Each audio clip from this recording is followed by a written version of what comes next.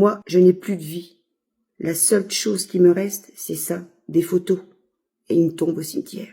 Bonjour à tous.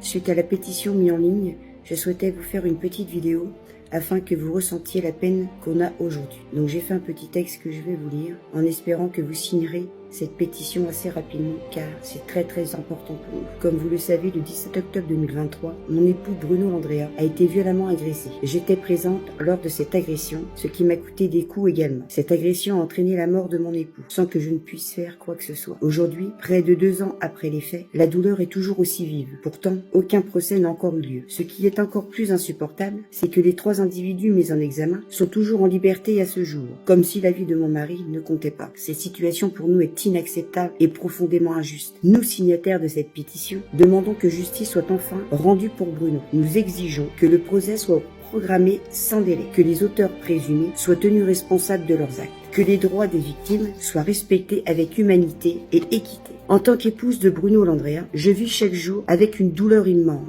une absence qui ne sera jamais comblée. Ce qui me révolte, c'est de voir que l'on peut aujourd'hui tuer un homme sans que cela n'ait de conséquences immédiates. Pendant que nous, sa famille, vivons un cauchemar sans fin, ceux qui ont ôté la vie à Bruno vivent leur quotidien en liberté, en toute tranquillité, comme si rien ne s'était passé. Est-ce cela la justice? Peut-on ôter une vie et continuer la sienne sans être jugé rapidement? Moi, je n'ai plus de vie.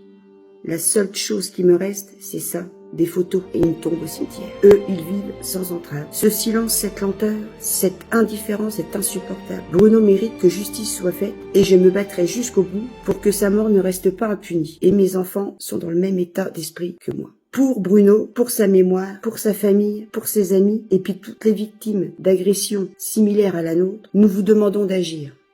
Je vous remercie de prendre en considération ce message. C'est important pour nous. Pensez-y. Demain, ça peut être vous. Merci à vous. Au revoir.